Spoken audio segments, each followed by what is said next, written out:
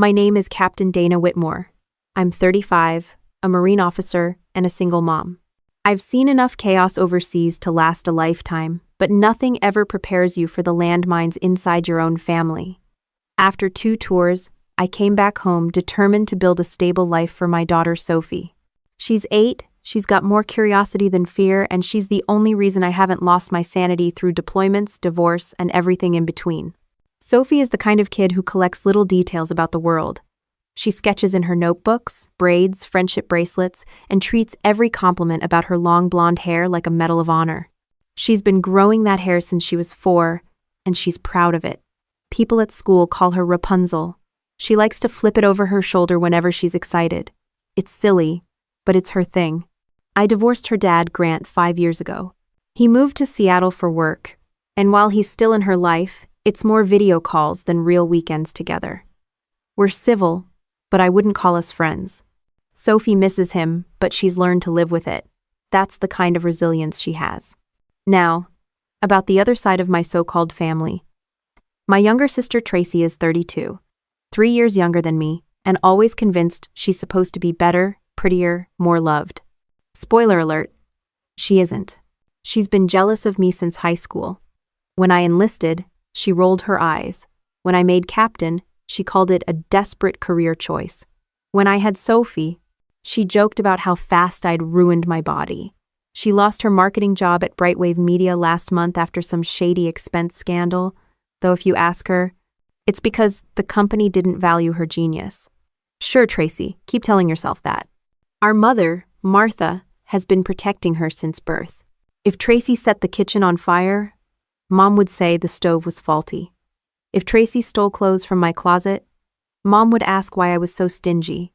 My dad, Edward, is the opposite, quiet, passive, the kind of man who hides in his garage to avoid confrontation. He's not cruel, he just refuses to pick sides, which ends up being its own kind of betrayal. Every year, Martha hosts a big family barbecue at their house in Riverside. It's supposed to be a tradition, but let's be honest. It's mostly a show for her to brag about Tracy and the grandkids that aren't mine. She loves to remind everyone that Tracy's son Cole is so advanced in math, and her daughter Haley is a rising gymnast star. Ask her about Sophie, silence. Or worse, a backhanded comment like, "Oh, still drawing? That's cute." This year, Sophie begged me to go. She'd been working for days on friendship bracelets for her cousins, Cole and Haley. She even found a braid pattern in a magazine and begged me to try it on her hair the night before. We sat in the kitchen, her perched on a little purple stool, while I wrestled her hair into the design. She was glowing, staring at herself in the mirror like she was about to walk a red carpet. "Do you think Aunt Tracy will like it?" she asked, so innocently that I almost dropped the comb. I forced a smile. "I'm sure everyone will notice how beautiful you look. And remember what we talked about, if anyone does something that makes you uncomfortable, you come find me right away." She nodded like a soldier, taking orders. "Okay, Mommy, but I think it's going to be fun." Cole promised to show me his new treehouse. That's the thing about kids. They believe in people longer than they should. I wanted her to have that belief, but a voice inside me whispered otherwise. Tracy had ruined holidays before. Thanksgiving? She spilled cranberry sauce all over Sophie's dress. Christmas? She handed Cole and Haley expensive gaming systems and gave Sophie a dollar store coloring book. She called it a joke, but I knew better. The next morning, Sophie was bouncing around the house, her bracelets jingling in her backpack. She was so excited I didn't have the heart to say no. So I loaded us into the car, cranked up her favorite playlist, and let her sing the whole 45 minutes to Riverside. She was happy. For that moment, that was enough for me. When we pulled up to my parents' house, it looked the same as it always had. Colonial style, white siding, the old swing set in the backyard rusting away. Cars filled the driveway. A big banner stretched over the door. Family Gathering 2025. Martha never missed a chance to decorate. Dad was at the grill in the backyard, tongs in hand, gray hair sticking out from under his baseball cap. Sophie ran straight to him. "Grandpa," she squealed. He scooped her up like she was still 5 years old. "Look at you, Butterfly. Your mom did your hair?" Sophie twirled so he could see. It took a whole hour. Well worth it. You look like a princess." He gave me a side hug, warm, genuine, and for a second I remembered the dad I wished he had always been. Then Mom appeared from the kitchen with her usual forced smile. "Dana, you're late." "It's 12:15. You said noon." "Well, we start on time here." Tracy texted she and Derek are running late. He had a work call. Of course Tracy would be late to her own spotlight. I bit my tongue. Sophie was already in the yard playing tag with Cole and Haley, showing them the bracelets she'd made. My Aunt Patricia, Mom's sister, was there too. She's 60, divorced, no kids, and honestly the only sane one in the bunch. She hugged me tight and whispered, "Same circus, different year." That made me laugh, really laugh, for the first time that day. Inside, Martha had laid out her best platter of cheese and crackers like she was hosting a state dinner. She bragged about Cole's math scores, Haley's gymnastics medals, and somehow managed to avoid even looking at Sophie's braids. I was used to it, but every time, it stung. The hour passed in a blur of small talk and relatives pretending they cared about each other. At 1:30, the front door opened and in swept Tracy. Same as always, like the party hadn't started until she arrived. Designer jeans, expensive haircut, Derek trailing behind her with a bakery cake box that probably cost a week's groceries. "Juliet, oh, wait, sorry Dana," she said, fake laughing. "Cute dress, Target. Good to see you too, Tracy." Derek gave me a sheepish wave. He always looked like he regretted his life choices.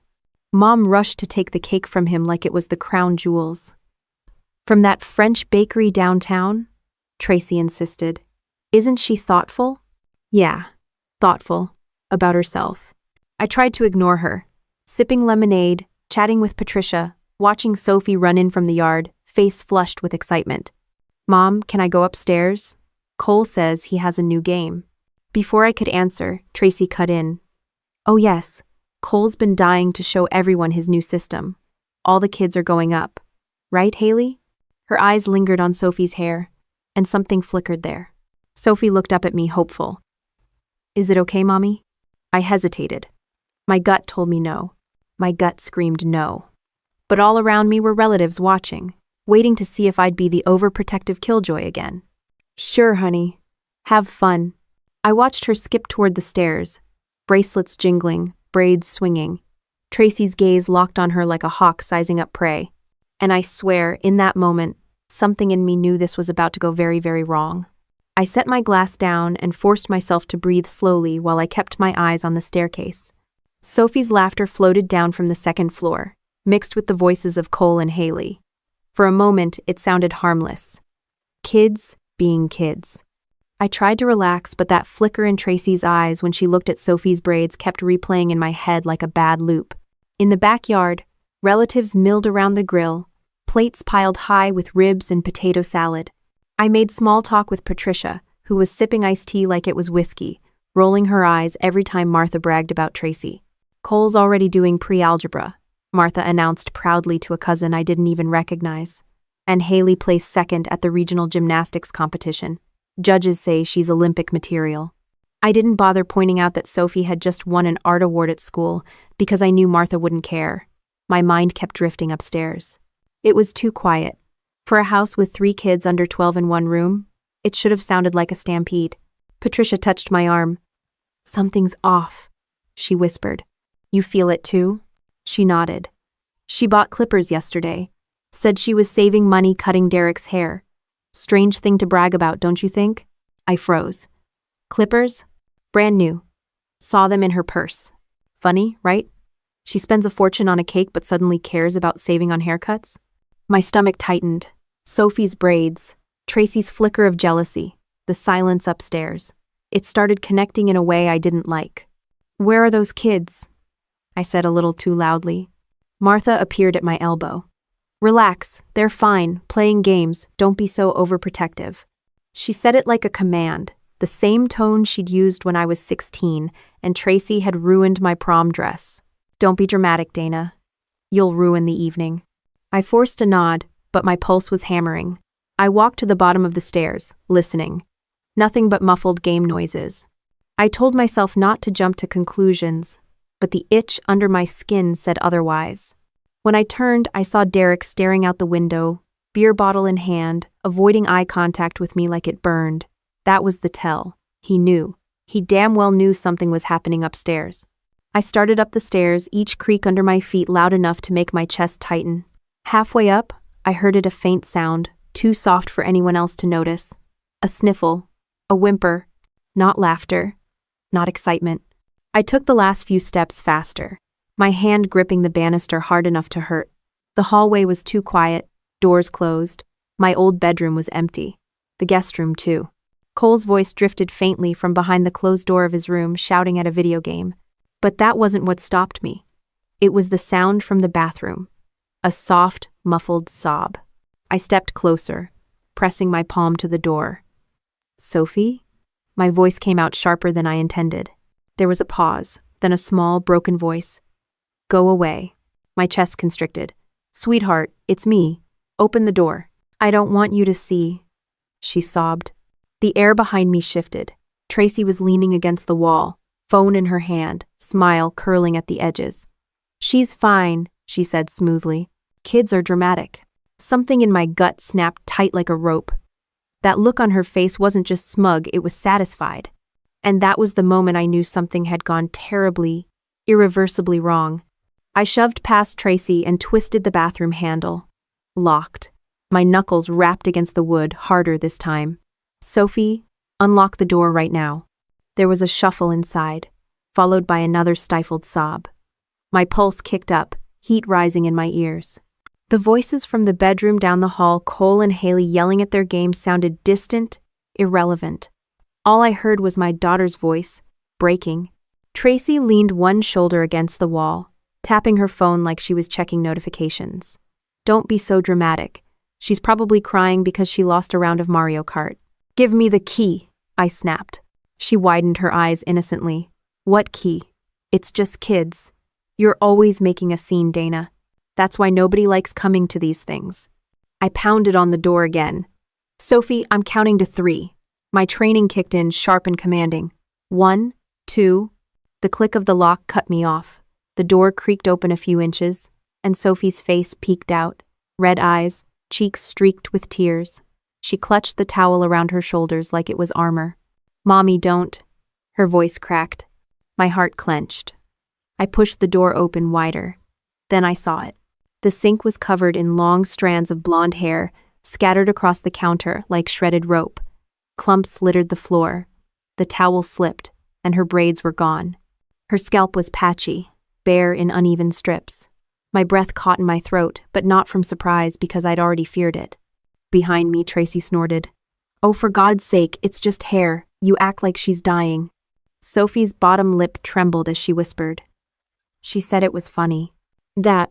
I spun on Tracy, my fists curling. You did this? She raised her phone, the red recording light blinking. Relax. Everyone needs a memory, right? Wait until you see how many likes this gets. A sharp surge of rage flooded me.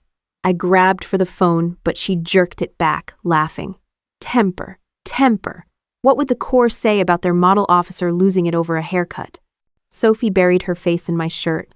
I held her tight, breathing through the fury pounding in my chest.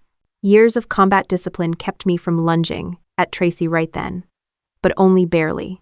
From the bedroom, Cole called out, Mom, are we done? Haley's giggle followed. The realization hit Tracy had dragged them into it too.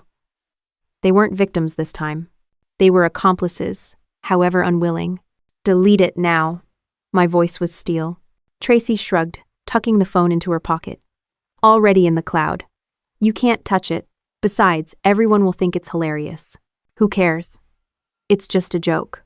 The phrase was gasoline on fire. Sophie sobbed harder, her small body shaking in my arms. I stroked the back of her head, feeling the uneven buzz against my palm, every prick of bare skin stabbing me deeper than any wound I'd ever had in uniform. The commotion drew attention. Edward's footsteps creaked up the stairs, his face appearing in the hallway, pale and confused. What's going on up here? Before I could answer, Martha's voice carried up from below. Dana, stop yelling. You're upsetting everyone. Tracy flashed a sweet smile toward him. Nothing, Dad. Just Dana making mountains out of molehills, like always. I lifted Sophie into my arms. Look at her head and say that again. Edward's eyes fell on Sophie's scalp, his mouth opening, then shutting without words. His face crumpled, but before he could speak, Martha's apron appeared at the top of the stairs. One glance, one dismissive wave of her hand. Oh, come on, it's hair. It grows back. Don't ruin the whole day. Hair? My voice cracked like thunder. My daughter was assaulted. By your other daughter. Martha's tone was sharp as a knife. Watch your words, Dana. Don't you dare call it that. Sophie clung tighter, pressing her wet cheek into my shoulder. I turned back toward the bathroom, the mess of blonde clumps taunting me from the tiles. This wasn't some prank. This was humiliation, captured on camera, weaponized for Tracy's entertainment. Tracy smirked. You're overreacting. Everyone's laughing about it in the group chat already. I blinked. What group chat? She pulled her phone back out, waving it like a trophy. Family thread. Aunt Carol thinks it's hilarious. Even Uncle Jim said, classic Miller humor. See? You're the only one who doesn't get it. My chest burned. I'd face down insurgents with less bile rising in my throat. Give me the phone. Not a chance, she sang. You don't get to control everything. You left us for the military, remember? Some of us had to keep life interesting while you played soldier. The words sliced through the hallway. I tightened my grip on Sophie, who whimpered. Patricia appeared behind Edward, her face blanching at the sight of Sophie's shaved head. Jesus Christ, Tracy, she muttered. What the hell is wrong with you? For the first time, Tracy's smirk faltered. But only for a second. Martha clapped her hands together, trying to herd everyone back downstairs like nothing had happened. Enough drama. The food's getting cold. Dana, stop embarrassing us. I laughed, a bitter, humorless sound. Embarrassing you? Your granddaughter's been violated, and you're worried about ribs? The silence stretched, thick and suffocating. Tracy shifted her weight, pulling her phone close to her chest like a shield. Edward rubbed the back of his neck, muttering something I couldn't catch. Patricia crossed her arms, lips pressed tight. My hand shook with the effort of holding myself back. One step closer and I'd rip that phone from Tracy's hands, break it into pieces, and maybe her jaw with it.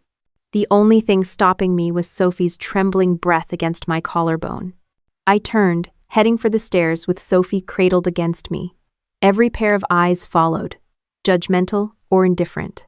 Halfway down, Martha's voice chased me like a curse. You're pathetic, Dana. Always playing the victim. No wonder Sophie turned out the way she did. I froze. My grip on the banister tightened, wood groaning under my hand. Sophie whimpered, whispering, Don't listen, Mommy. I exhaled slowly, forced my feet to keep moving. Each step away from that bathroom felt heavier, louder, but I wasn't leaving yet. Not until I had every ounce of truth laid bare. Downstairs, the noise of the party had dulled. Conversations hushed as I carried Sophie into the living room. Her head rested against me, her patchy scalp plain for everyone to see. Gasps rippled through the crowd. And in that silence, Tracy's laughter rang out again, sharp and merciless, like a blade cutting through bone. Tracy's laugh sliced through the silence, and every muscle in my body went rigid. Sophie buried her face deeper into my shoulder, her small arms clinging to me like I was the last solid thing in a collapsing world. I wanted to tell her it was okay, but it wasn't. Nothing about this was okay. Tracy strutted down the stairs behind me, her phone still in hand. Oh, lighten up, everyone. It's just a prank. Don't tell me you've never laughed at a haircut fail video before. She waved the screen around like she was the host of a comedy show. Look at her face, it's gold. Patricia stormed past Edward, snatching at Tracy's arm. Are you insane? You shaved an 8-year-old's head while she begged you to stop. That's not a prank. That's cruelty. I'm matey. Tracy yanked her arm back and rolled her eyes. Oh, please. You're all acting like I killed someone. It's hair. She'll live. Maybe this will teach her not to be such a little princess. That word princess was like a trigger. Sophie stiffened, a muffled sob escaping her. I held her tighter and glared at Tracy. Don't you dare call her that again. You humiliated my daughter. You held her down. You stripped her of something that made her feel confident. And you think that's funny? Martha came sweeping in, arms out like she was trying to shoo a flock of pigeons. Enough already. Dana, you're making a fool of yourself. Do you really want the entire family gathering ruined over a haircut? The laughter bubbling from a few cousins in the corner turned my stomach. Their smirks told me everything this family was never going to protect Sophie. They were too busy protecting their own comfort. I pulled Sophie's towel tighter around her head and looked straight at Martha. Ruined? No, Mom. It was ruined the second your other daughter decided to assault mine and you decided to call it a prank. Gasps rattled through the room. Martha's jaw snapped shut, her cheeks blotchy. Tracy barked another laugh, but it was shakier this time. Assault? Oh, come on, soldier girl. Don't dramatize it just because you love throwing around big words. It's a haircut. If the Marines can buzz their heads without crying, so can Sophie. That did it. I shifted Sophie into Patricia's arms before anyone could react. Hold her, I told her aunt quietly, then turned and faced Tracy head-on. My hand cracked across her face before I even realized it had left my side. The sound echoed through the living room like a gunshot. Tracy stumbled, her phone clattering to the floor, and a ripple of shocked silence followed.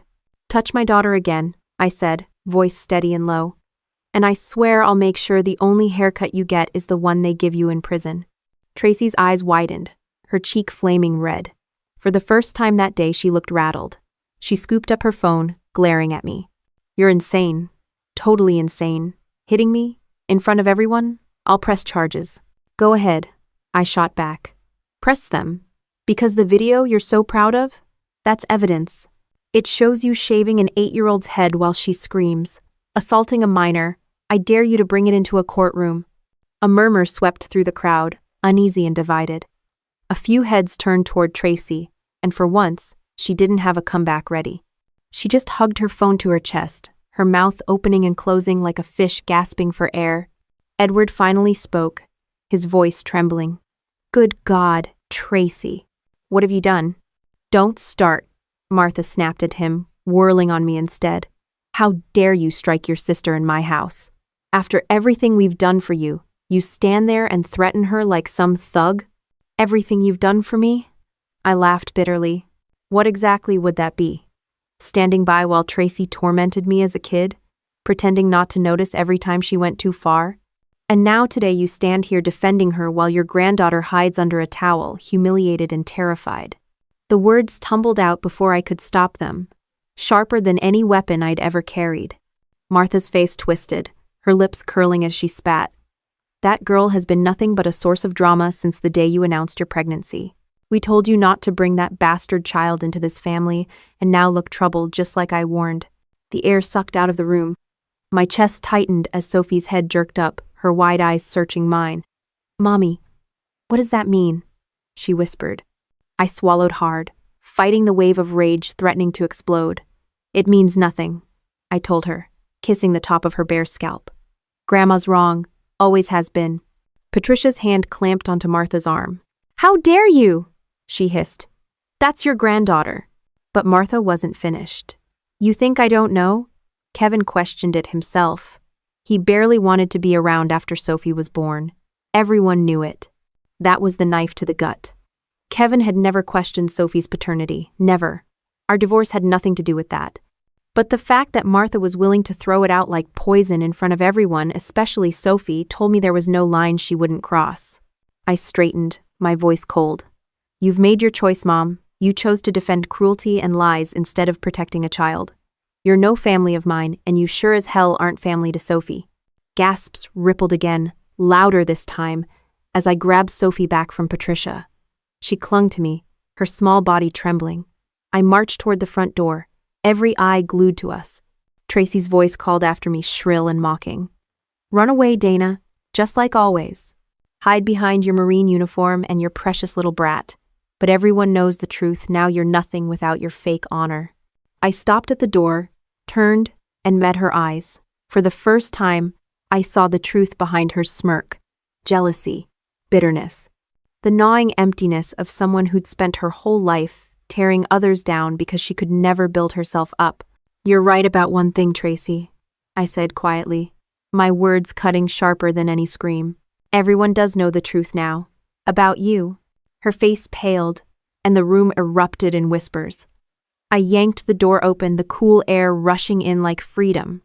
Sophie's arms tightened around my neck, her head pressed against me as if she never wanted to let go. And I carried her out of that house without looking back. Sophie's grip around my neck never loosened as I carried her straight to the car, her towel slipping but her arms clutching tighter, desperate not to let go. Patricia hurried behind us, shoving Sophie's backpack into the passenger seat. "Here, I'll text you later, Dana," she whispered, her face pale with anger and shame. I nodded, unable to speak, my throat tight with fury. Martha's voice shrieked from the porch, but I slammed the car door before her words could poison us any further. The engine roared to life, and with one last glance at the house I'd once called home, I drove off. Sophie sat curled up, knees pulled to her chest, the towel clutched around her head like a shield.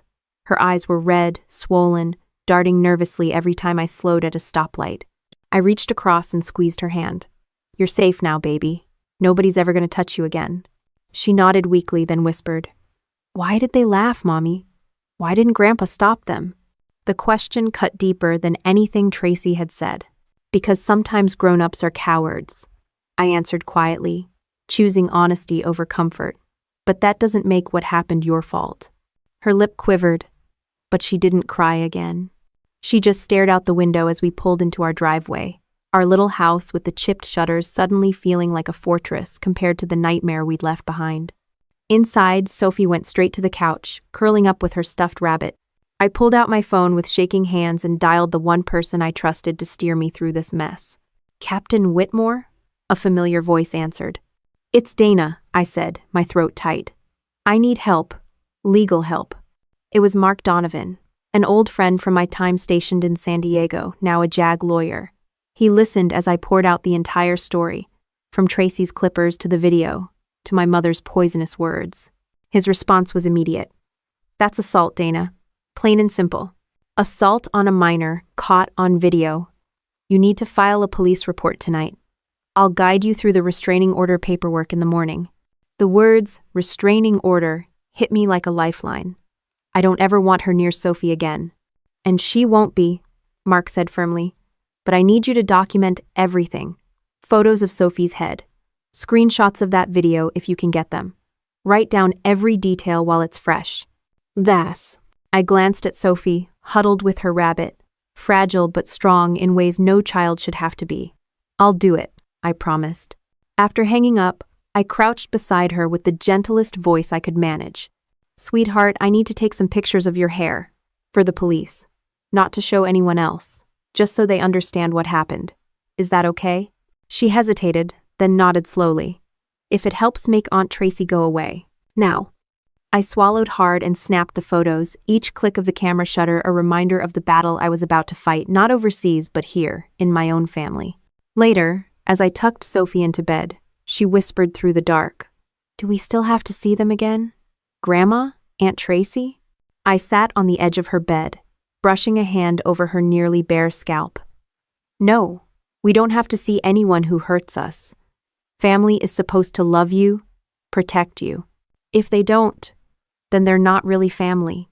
Her eyes welled, but she seemed to accept it. She curled closer to her rabbit and finally drifted into an uneasy sleep. Downstairs, I sat at the kitchen table, notebook open, writing everything, every cruel word, every detail of Tracy's smirk, every second of Sophie's terror. My hand cramped, but I forced myself to keep going. The Corps had taught me discipline, and tonight that discipline was the only thing keeping my rage from exploding. When I finally put the pen down, I opened my laptop. Messages flooded my phone screen, Martha demanding I be reasonable, Tracy mocking me in the family chat, relatives sending half-hearted, "Don't blow this out of proportion" notes. I ignored everyone. Instead, I opened the cloud drive Tracy had once bragged about using, and there it was, the video, 10 minutes long. Sophie sobbing, struggling as Cole and Haley pinned her arms while Tracy buzzed away her hair, laughing the entire time. My stomach lurched, bile rising. Watching my daughter scream while others laughed was worse than anything I'd seen in combat zones. I downloaded it, saved it on 3 different drives, and emailed a copy to Mark. By midnight, the decision was made. Tomorrow morning, I was filing the report. The next day, I walked into the police station with Sophie's hand in mine. Her head was wrapped in a soft pink scarf, her eyes wary but steady. I introduced myself, explained the assault, showed the photos and the video. The officer's jaw tightened as he watched. "We'll take it from here, ma'am," he said grimly. "No child should ever go through this." Sophie squeezed my hand, and for the first time since the nightmare began, I saw a flicker of relief in her eyes. Back at home, I brewed coffee. I didn't even taste and opened my laptop again. Mark had already sent over the restraining order paperwork. I filled in every line, every detail, my hands steady now. The phone buzzed. A message from Edward. "I'm sorry, Dana. I should have stopped it. I was weak. I want to make it right." I stared at the words for a long time, unsure if they were cowardice or genuine regret. Then I set the phone down without replying. This wasn't about him. It was about Sophie. By evening, the video had started spreading beyond the family chat. Someone, probably one of the cousins, had posted it online. Comments poured in, condemning Tracy, demanding accountability. My phone lit up nonstop with notifications, but I muted them. Sophie sat on the couch, sketching quietly in her notebook, her scarf slipping back to reveal the uneven stubble beneath. I kissed her head gently. "You're the bravest girl I know." She looked up at me, eyes shining. "Do you promise we'll be okay?" I didn't hesitate. "We'll be more than okay. We're going to make sure no one ever hurts you like this again." End of forwarding. She smiled faintly, the first real smile I'd seen in days, and leaned against me. And in that moment, I knew there was no turning back. The pink scarf slipped off Sophie's head as she dozed against me on the couch, her sketchbook sliding into her lap. I adjusted it gently and tucked a blanket around her. For a moment, I just sat there watching her breathe, steady and soft, like the chaos hadn't touched her. But then I looked at the faint shadows under her eyes and the small twitch in her hands when she stirred, and I knew the truth. This had left a mark no parent ever wanted to see. I stood up quietly and stepped into the kitchen, grabbing my phone from the counter. My thumb hovered over my contacts before I tapped the name I hadn't called in months. Grant answered on the third ring. His voice was tired but alert. "Dana?" "Yeah," I said, my voice low. "It's about Sophie. I need you here." "IMACers." The pause on his end stretched long enough to make me think he'd hung up. Then, "I'll book the first flight. What happened?" I swallowed hard. "Your sister-in-law decided to give our daughter a haircut with clippers, against her will." Recorded it. Silence, then a sharp inhale. "You're kidding." "I wish I was." His tone hardened. "Text me the details. I'll be there tomorrow." When I hung up, a flicker of relief cut through the rage still buzzing in my chest. Grant wasn't perfect, hell. Our marriage had collapsed under the weight of distance and my deployments, but he loved Sophie. And right now, she needed every ounce of support she could get. I poured myself a glass of water, staring at the condensation dripping down the side. My reflection in the window looked like a stranger. Hair pulled back in a messy bun, uniform t-shirt wrinkled, dark circles under my eyes. I'd seen Marines walk into firefights with more composure than I felt in that moment. But this wasn't about me. The next morning, I drove Sophie to see Dr. Harris, a child psychologist I'd worked with after my last deployment. She greeted Sophie with a warm smile and a colorful office full of stuffed animals. Sophie clutched my hand as we sat down. Dr. Harris crouched to Sophie's level. "I heard you've had a really hard few days. Want to tell me about it?" Sophie shook her head, her eyes darting toward me.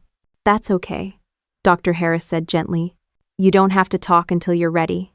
Do you like to draw?" Sophie nodded. Dr. Harris slid a box of markers across the table. "How about you show me how you're feeling with pictures?" As Sophie began sketching, I sat back, tension in every bone. "Doctor." Harris leaned toward me and whispered, "She's showing signs of acute stress. Nightmares, hypervigilance, maybe some shame. The important thing is she feels safe and knows this wasn't her fault." I nodded, swallowing hard. "I told her that. I'll keep telling her." "You're doing the right things," Dr. Harris said softly. "Keep routines normal. Be consistent. And make sure you take care of yourself, too. Kids pick up on our stress." I almost laughed at the irony. Self-care wasn't exactly in the Marine handbook. But for Sophie, I'd figure it out. Back home, I found Sophie curled up with her rabbit again, scarf back in place. I sat beside her. "Sweetheart, Remember how Mommy wears a uniform to protect people? She looked up and nodded. Well, my biggest job isn't out there. It's here, protecting you. And I swear on everything I am, no one is ever going to hurt you like that again. Her small fingers squeezed mine. Promise? I leaned down and kissed her forehead. Promise. By late afternoon, Grant knocked on the door. Sophie's eyes lit up when she saw him, and for the first time in days, she ran into someone's arms without hesitation. He held her tight, his jaw clenched as he glanced over her head at me. When Sophie went to her room to grab a toy, he turned back, his voice low. I saw the video. Dana, I don't even have words. Neither did I admitted. So I filed the police report. Mark's working on the restraining order. Tracy's going to pay for this. He nodded firmly. Good. Because if you hadn't, I would've. For a while, we just sat in silence, listening to Sophie hum softly in her room. Then he said, Look, I know things didn't work between us, but Sophie's all that matters now. I'll do whatever it takes to back you up. I studied his face, the same one I'd once loved, now lined with guilt and determination. That's all I need, I said simply. That night, after Sophie was asleep, I opened my laptop and began drafting a statement for the school. Kids could be cruel, and I wasn't about to send her back into that environment without preparation. I wrote about respecting boundaries, about bullying, about how physical humiliation wasn't a joke. It wasn't polished, but it was a start. The Corps had taught me plenty of things: how to survive, how to lead, how to fight. But nothing compared to this. Protecting Sophie wasn't just instinct, it was mission critical. I glanced into her room, where she slept soundly for the first time in days, Rabbit tucked under her arm. My chest tightened, not from fear this time, but from a fierce clarity. I'd been trained to fight wars overseas. Now, I was going to fight one at home, and I would win. Grant sat across from me at the kitchen table the next morning, his coffee untouched, his eyes on the stack of papers spread out in front of us. Police report copies, the restraining order forms, printed screenshots of the video Tracy had proudly shared before it escaped her control. My stomach churned just looking at them. These weren't just documents, they were proof of how far my own family had fallen. We're doing the right thing, Grant said quietly, reading my face. Even if it's ugly. I nodded. It's not just about Sophie. It's about setting the line. Nobody gets to hurt her. Not even family. The knock at the door made Sophie stiffen in the living room. She peeked around the corner, scarf snug around her head, eyes wide. Mom? It's okay, I said, standing. Probably Mark. And it was. Mark Donovan, in his sharp suit, military posture still ingrained in his stride. He shook my hand firmly before setting down his briefcase. Captain Whitmore, I wish we were meeting under better circumstances. Me too, I admitted, motioning for him to sit. Sophie hovered close, curiosity outweighing her shyness. Mark crouched slightly to greet her, his voice soft. You must be Sophie. I'm a friend of your mom's. I'm here to help. She gave him the faintest nod before disappearing back into her room. Mark opened his briefcase and pulled out a folder. The police already have the video. That's gold in terms of evidence. But we'll strengthen the case with sworn statements. Dana, yours is most important. Grant, you can testify to her emotional state afterward and the ongoing impact. Grant leaned forward. What about the kids who held her down? Cole and Haley? Mark's jaw tightened. They're minors. Ultimately, Tracy directed it. She's responsible, but we'll include their involvement in the statement. It shows premeditation, not a spontaneous act. I clenched my fists under the table. She bought the clippers days before, Patricia told me. This wasn't spur of the moment. It was planned. Exactly, Mark said, making notes. And that strengthens the argument for malicious intent. The word malicious echoed in my head like a gunshot. That's what it was, pure malice. Mark continued, Now, the restraining order. Given the video and Sophie's age, a judge will almost certainly grant it. We'll also file for a no-contact order for online harassment, since Tracy circulated the video. Grant let out a low whistle. She's going to lose it when she realizes this isn't just a family squabble anymore. I met his eyes. She already lost the moment she touched Sophie. The paperwork took hours.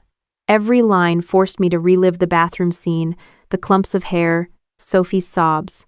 But every word also built the case, a shield around her.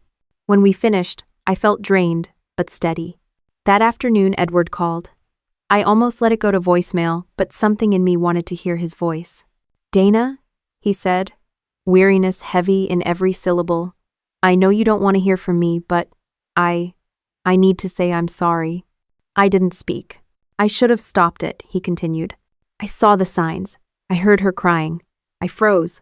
I've done that my whole life, stood by while your mother defended Tracy. I thought staying quiet kept the peace, but all it did was let this fester. A lump rose in my throat. You stood there, Dad. You watched. You let her suffer." "I know," he whispered. "And I'll carry that. But I want you to know I gave a statement to the police today. I told them everything. About the Clippers, about Tracy's history. I can't undo what I didn't do, but I won't be silent anymore." For a long time, neither of us spoke. Finally, I said, "If you mean that, then maybe one day Sophie will believe you. But it's not me you need to convince." When I hung up, Grant was watching me. "Think he's serious?"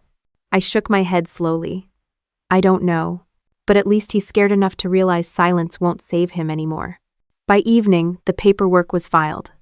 The police had the evidence. Now, it was about waiting for the court date. Sophie played quietly with her stuffed rabbit, but every so often, her hand drifted to the edge of her scarf, fingers brushing the short stubble underneath. Later, when I tucked her into bed, she asked softly, "What happens to Aunt Tracy now?" I sat down beside her. "That's up to the court, but she won't come near you again. That's what matters." Her brow furrowed. "Will she go to jail?" "Maybe," I admitted. "But whatever happens, it's because she made those choices, not you." She nodded, not fully reassured, but at least calmer. She curled into her blanket, and I stayed until her breathing evened out. Downstairs, my phone buzzed with messages from numbers I didn't recognize. Journalists. Somehow, the story had leaked, and now strangers wanted my comment on the Marine mom fighting back against her sister. I deleted them all. Sophie's privacy mattered more than headlines. Still, a part of me knew it was out there, spreading, the same way the video had. And maybe, just maybe, that wasn't entirely bad. Public outrage had a way of forcing accountability. As I closed the laptop and turned off the lights, I realized something. For the first time since that awful day, I wasn't just reacting. I was fighting back, on my terms. Not in combat gear, not overseas, but right here in my living room, pen and paper as my weapons. And I intended to win. Grant's phone buzzed before sunrise, and the groan he let out told me whatever it was wasn't good. He slid the screen across the table toward me while I poured coffee. A headline glared back. "Marine's daughter humiliated in family prank video goes viral." The pit in my stomach turned to stone. "Already?" "Already," he confirmed, rubbing his temples. "Someone leaked it outside the family chat. It's everywhere." I scrolled through comments attached to the repost. Thousands of them, flooding in every minute. Strangers condemning Tracy, calling her the aunt from hell, demanding charges. Mixed in were sick jokes from trolls. But the outrage far outweighed the cruelty. Sophie padded into the kitchen, scarf crooked on her head. She noticed the phone and froze. "Is that me?" I quickly locked the screen and knelt beside her. "Yes, sweetheart, but listen to me, it doesn't define you. People aren't laughing at you. They're angry at what she did." Her eyes filled with tears. But they all saw me crying. I hugged her tight. "That's not your shame to carry, it's hers. And everyone knows it." The doorbell rang mid-morning, and when I opened it, Martha stood there with Edward. She held a glossy gift bag, tissue paper spilling out the top. "Dana, we need to talk." I blocked the doorway. "Unless you came to apologize to Sophie, we don't." "We did," she insisted, thrusting the bag toward me. Inside was a blonde wig, expensive but cheap in meaning. "For Sophie, to make her feel normal again." "Normal?" My voice sharpened. "You think slapping a wig on her head fixes what happened?" Edward stepped forward, guilt carved into his features. "Dana, I gave my statement to the police. I told them Tracy planned it. I told them I failed to stop it, but your mother still thinks a wig makes up for trauma?" I cut in, glaring at her. Martha's mask slipped, her voice dropping. Do you have any idea what this is doing to your sister's life? She's losing jobs, she's getting harassed online, she's devastated. End pressing. The laugh that escaped me was sharp and bitter. Devastated? Tracy is reaping exactly what she sowed. My daughter's the one who was violated. My daughter's the one hiding under scarves. Edward muttered. She needs professional help. She needs consequences, I snapped. And she's finally getting them. I shoved the bag back into his hands. Take it. Sophie doesn't need pity gifts. She needs family who protect her. I shut the door before Martha could unleash another excuse. Later that day, Mark called. The DA is officially filing charges. Assault on a minor, unlawful restraint and distribution of harmful material. Tracy will be served within the week. I exhaled slowly. Good. Sophie deserves justice. She'll get it, Mark assured me. And Dana? Don't underestimate the viral side of this. Public outrage can push the system faster than it normally moves. He wasn't wrong. By evening, major news outlets had picked it up. Talk shows debated it. One headline read, Marine Mom Stands Against Family Bullying. Commentators praised me for filing charges when so many families brushed things under the rug. I never asked to be the face of anything, but if my fight for Sophie forced people to take child humiliation seriously, so be it. Grant scrolled through his phone, shaking his head. Tracy's Facebook is locked down. Every company she interviewed with has apparently pulled out. Even Derek, her own husband, posted that he's moved out. That one made me blink. He actually left her? Yep, he said, reading aloud. I can't be married to someone who would do that to a child. For the first time all week, a flicker of satisfaction cut through the exhaustion. Not because Derek leaving fixed anything, but because even someone in her closest circle finally stopped enabling her. Sophie sat nearby, coloring quietly. When she glanced up, she whispered, Does that mean Aunt Tracy won't come back? I leaned down, brushing her cheek. That's exactly what it means. Over the next few days, the storm grew. Reporters called nonstop. Some camped outside the house, hoping for a soundbite.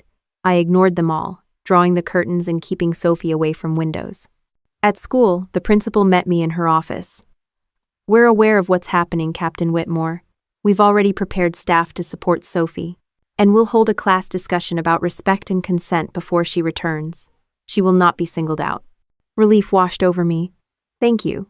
She's terrified they'll laugh at her. They won't, the counselor promised.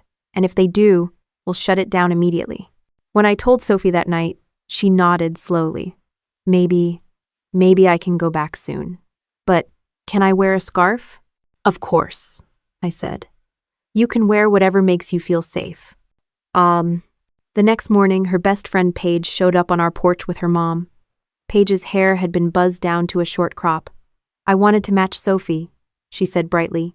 Sophie's eyes went wide. She pulled off her scarf and touched her own head. We really match? Totally, Paige grinned, holding her hand out. Sophie took it, and for the first time since the bathroom, she smiled without forcing it. Watching them, my chest ached with pride and sorrow all at once. Kids understood loyalty better than most adults I knew. By the end of the week, Tracy's name was trending for all the wrong reasons. She was fired from her temp job, her applications blacklisted. She tried posting a statement online about a joke gone wrong, but the backlash only intensified.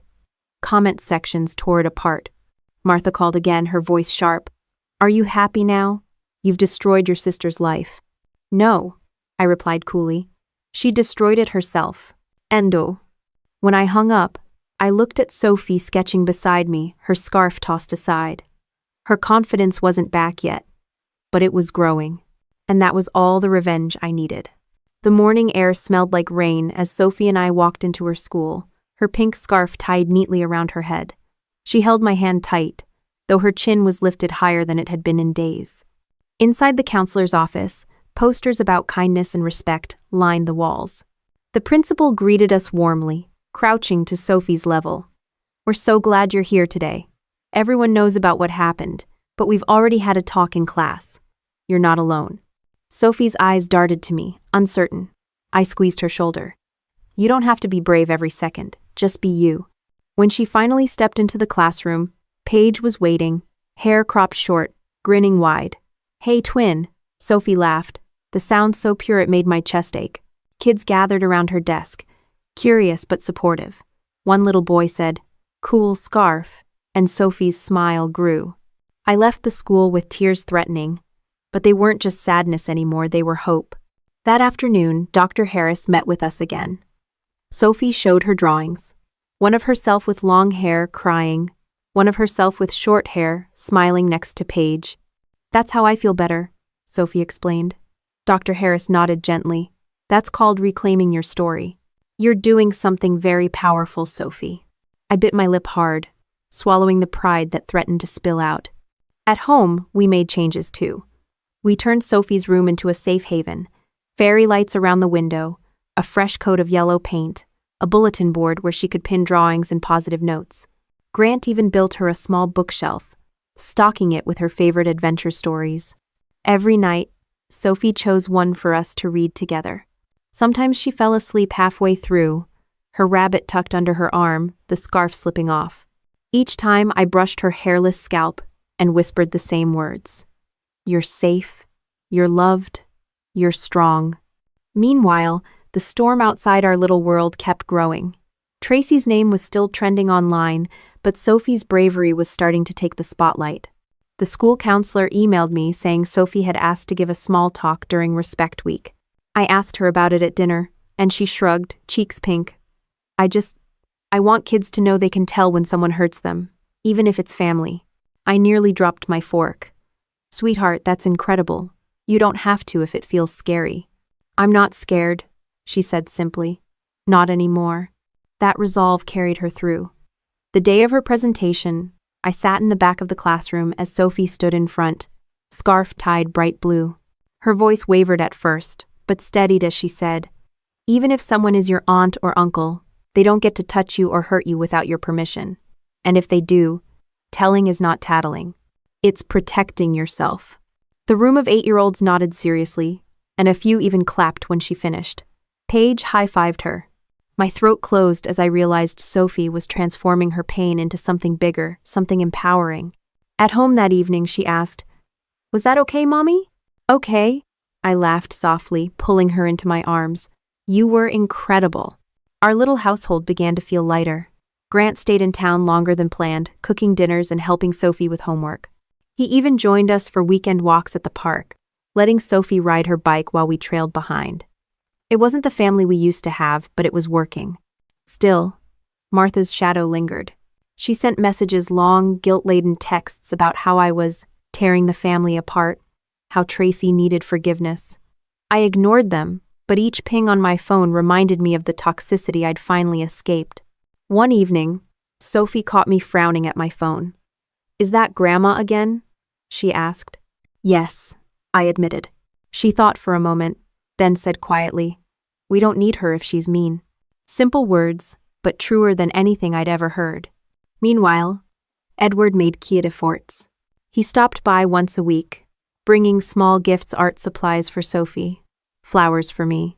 He never pushed, never asked for forgiveness outright, but he sat with Sophie, listened to her stories, and respected her boundaries. Slowly, she began to warm to him again, though cautious. I let it happen at her pace. One Saturday, he joined us at the park. Sophie showed him how fast she could ride without training wheels. He clapped, tears glinting in his eyes. "You're braver than I ever was," he told her. Later, he pulled me aside. "I failed you both, but I want to do better now. No excuses, no pretending, just better." I didn't answer right away, but I nodded. Actions mattered more than words, and at least he was trying. That night, Sophie curled against me on the couch, her short hair starting to grow in soft fuzz. "Mommy," she murmured, "I think I like it short.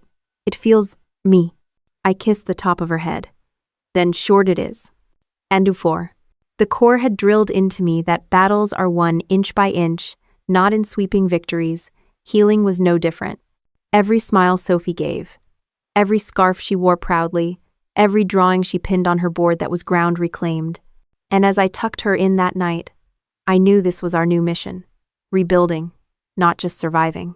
The courthouse smelled faintly of disinfectant and old wood polish, the kind of place where nerves clung to the walls. Sophie held my hand tightly, her small palm clammy. She wore her favorite blue scarf, the one Paige had picked out with her, and she kept tugging at the ends. "Do I have to go in there?" she whispered.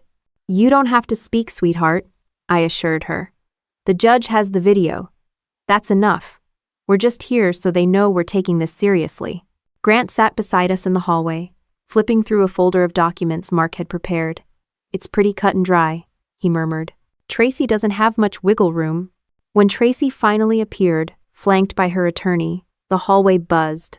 She looked thinner, disheveled, and far less smug than she had that day in the bathroom. Still, when her eyes met mine, the old spark of defiance flashed. She muttered something to her lawyer, then smirked like this was still some twisted competition. Inside the courtroom, the clerk called the case. The DA laid out the charges: assault on a minor, unlawful restraint, and unlawful distribution of harmful material. The video played on a monitor at the front. Even though I'd seen it before, my stomach twisted as Sophie's cries filled the room. A murmur of disgust rippled through the gallery. Tracy's attorney stood, trying to spin it. "Your Honor, this was a family matter that got blown out of proportion. A poor attempt at humor ill-advised. Yes, but not malicious." The judge, an older woman with steel-gray hair and sharper eyes, cut him off. "Children being physically restrained and shaved while crying is not humor. It is assault." Her gavel tapped once, light but decisive.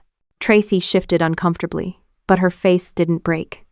She leaned toward her lawyer, whispering furiously. Mark rose calmly. "Your Honor, the evidence is clear. This wasn't an accident. Miss Miller purchased clippers days before, involved 2 minors in restraining the victim, and recorded the act for distribution. This demonstrates planning, cruelty, and a complete disregard for the child's autonomy." The judge nodded slowly. "I agree." Then she turned to me. "Captain Whitmore, would you like to make a statement?" I stood, legs steady even as my chest tightened. "Yes, Your Honor. My daughter is 8 years old. She should have been safe with her family. Instead, she was humiliated, restrained, and traumatized by people she trusted. I served in the Marine Corps for 15 years, and I've seen cruelty overseas. I never thought I'd see it in my own family. Tracy didn't just cut hair, she cut trust. She cut safety. And she laughed while doing it." Sophie squeezed my hand as I sat back down. The judge looked directly at Tracy. "Do you have anything to say for yourself?" Tracy stood, crossing her arms. "It was a joke. Everyone's overreacting. Dana's just milking this to make herself look like a hero." The courtroom went silent. Even her own lawyer winced. The judge's expression hardened. "You show no remorse. That is troubling." She turned back to the clerk. "Sentence: 150 hours of community service, mandatory counseling, a $2,000 fine, and a restraining order. Miss Miller is prohibited from contacting the victim, directly or indirectly, for 3 years." Tracy's jaw dropped. 3 years? For a haircut? The gavel came down with a sharp crack. "For an assault," the judge corrected. I felt Sophie lean against me, her breath shaky but relieved. Grant exhaled too, his hand brushing my shoulder. It wasn't jail time, but it was accountability. For the first time, Tracy couldn't wriggle free with charm or excuses. As we filed out, Martha rushed up the steps, her voice shrill. "This is outrageous! Dana, how could you do this to your sister? You've destroyed her life." I turned slowly, holding Sophie close. "No, Mom. She destroyed her own life. I just refused to cover for her this time." Edward hovered behind Martha, his face tight. He didn't defend her, didn't speak at all. For once, silence was better than excuses. Outside the courthouse, reporters swarmed, microphones flashing. "Captain Whitmore, do you have a comment?" I shielded Sophie with my arm. "No comment," I said firmly. "Respect my daughter's privacy." "All." Mark ushered us past them, his voice low. "You handled that perfectly. Don't let them bait you." On the ride home, Sophie asked softly, "Does this mean I never have to see Aunt Tracy again?" "That's exactly what it means," I said, brushing her cheek. "She can't come near you. Not at school, not at home, nowhere." Her shoulders relaxed for the first time all day. She pulled off her scarf, letting the short fuzz of her hair show. "Good. I don't want her in my life."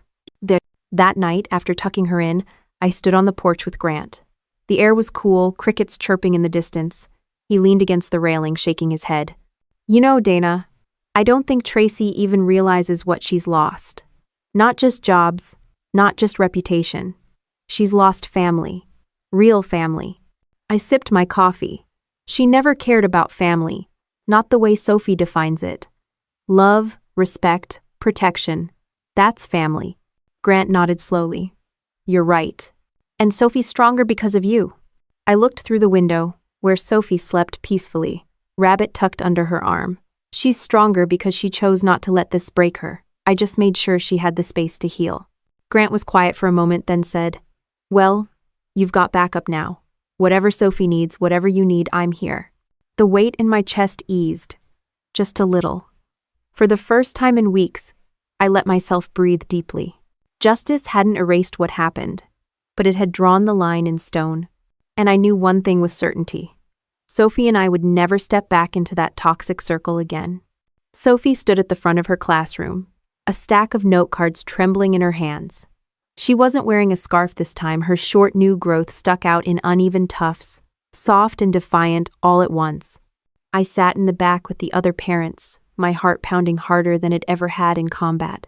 She cleared her throat, eyes flicking to Paige in the front row. Paige smiled and gave her a tiny thumbs up. Sophie straightened her back. My name is Sophie Whitmore, she began, her voice just above a whisper, and I want to talk about bullying. Sometimes bullies are kids at school, but sometimes they're people in your family. The room hushed, even the fidgeting kids freezing. Sophie glanced down at her note cards, then set them aside, choosing to speak freely. Someone I trusted hurt me. They thought it was funny to shave my head. They told me it was just a joke, but it wasn't funny. It made me feel small. It made me feel like I didn't matter. Her voice caught, but she pushed through.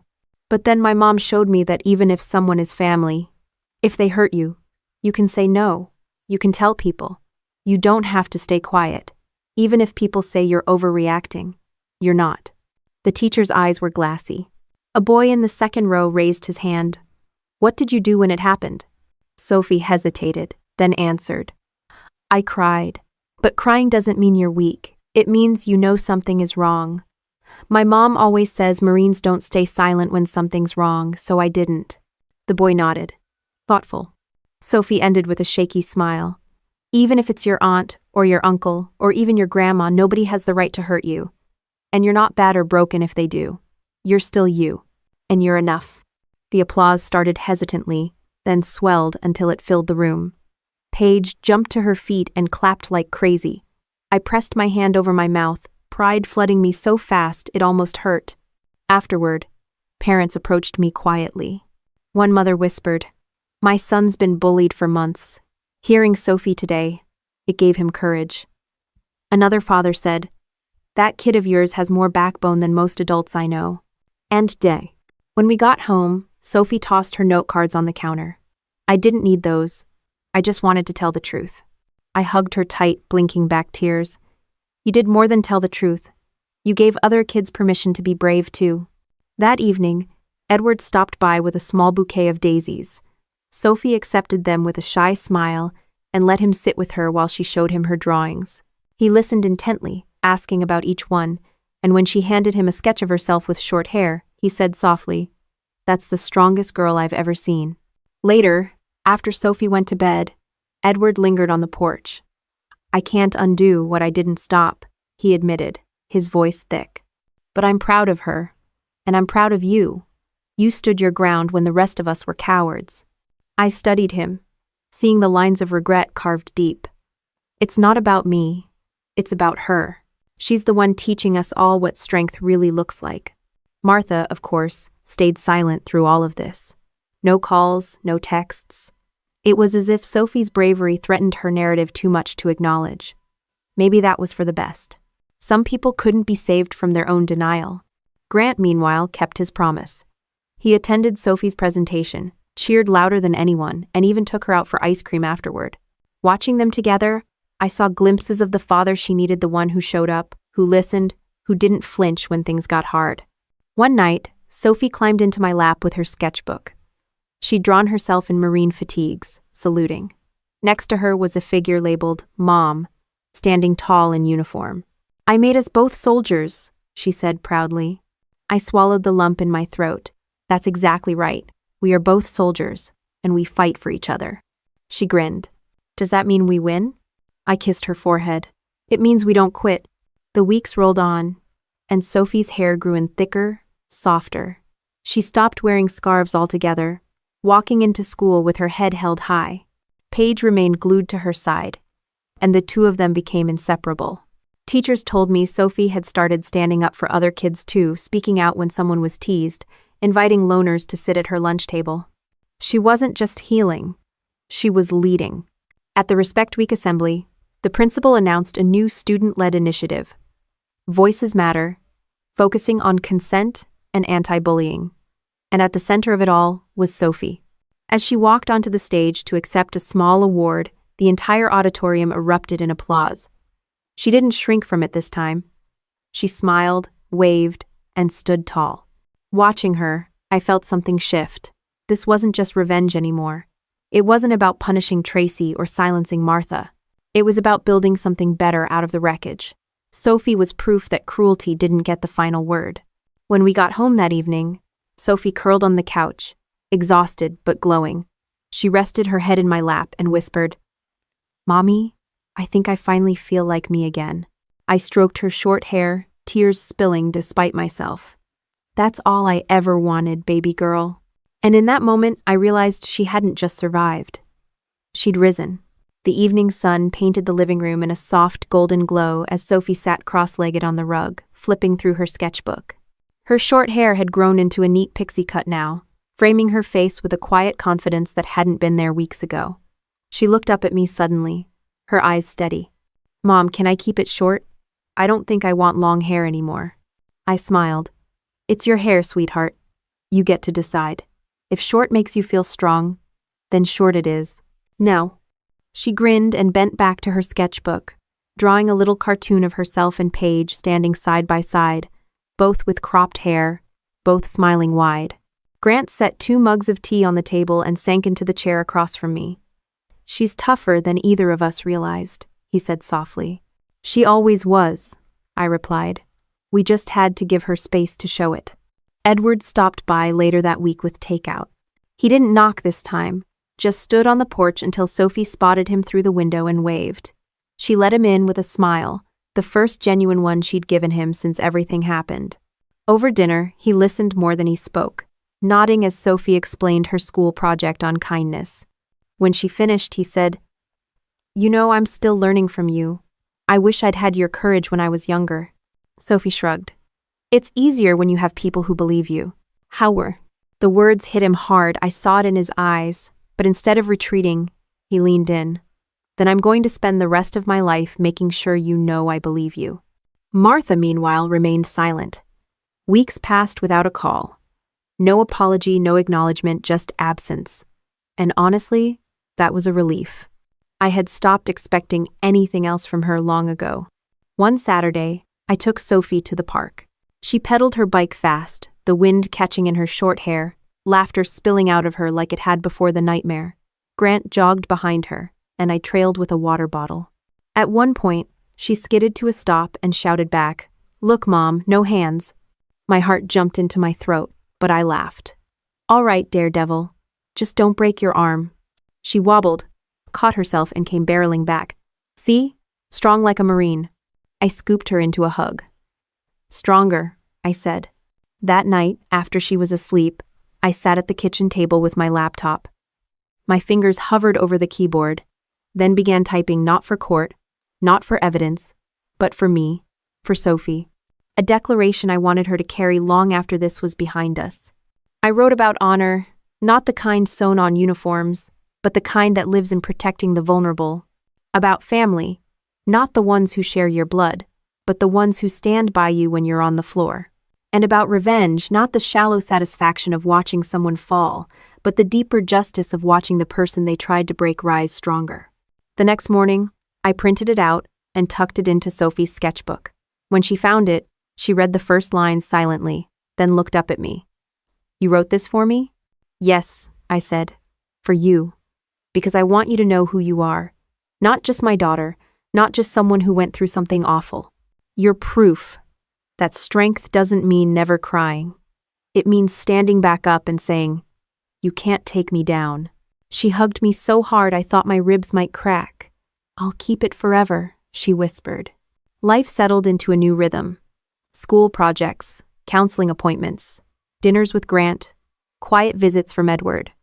The storm had passed, but its lessons lingered. Sophie's resilience was no longer just survival, it was leadership, shaping her into someone who could stand tall even in the harshest spotlight. One evening, we attended a community event on bullying prevention. I hadn't planned to speak, but when the organizer asked if anyone wanted to share, Sophie nudged me. "Go on, Mom, you're good at speeches." So I stood, hands steady, voice clear. I served in the Marine Corps for 15 years. I thought I knew what battles looked like. But the hardest one I've ever fought wasn't overseas. It was right here at home, when someone in my own family hurt my child. I want you all to understand something. Family is not the people who share your DNA. Family is the people who protect you, who respect you, who choose to stand beside you even when it's hard. And if someone calls themselves family but hurts you, you don't owe them silence. You owe yourself protection. The applause was warm, but the real reward was Sophie's face, proud, shining, unbroken. Later, as we walked to the car, she slipped her hand into mine. "Mommy, does that mean we're our own family now?" I looked down at her, at the girl who had been humiliated but not destroyed, who had taken cruelty and turned it into courage. "Yes," I said firmly. "We are our own family, and we're stronger than ever." She squeezed my hand. "Then we already won." I smiled through the sting in my eyes. "Yes, baby, we already won." And as we drove home under the quiet night sky, I knew this was the final word, not Tracy's laughter, not Martha's poison, not the court's judgment. The final word was ours. Because family is who protects you, not who hurts you. As I look back now, I don't measure victory by what happened to my sister, or by how the court ruled, or even by who stayed in our lives and who walked away. The real victory is in watching Sophie laugh again, seeing her walk into a room with her head held high, knowing she owns her story. That's the kind of revenge that matters. Not destroying someone else, but building something stronger for yourself and the people you love. And if anyone out there is listening who has been told to keep quiet for the sake of family peace, hear this. Your peace, your child's peace, is worth more than any toxic tradition. Protecting them isn't just your right, it's your honor.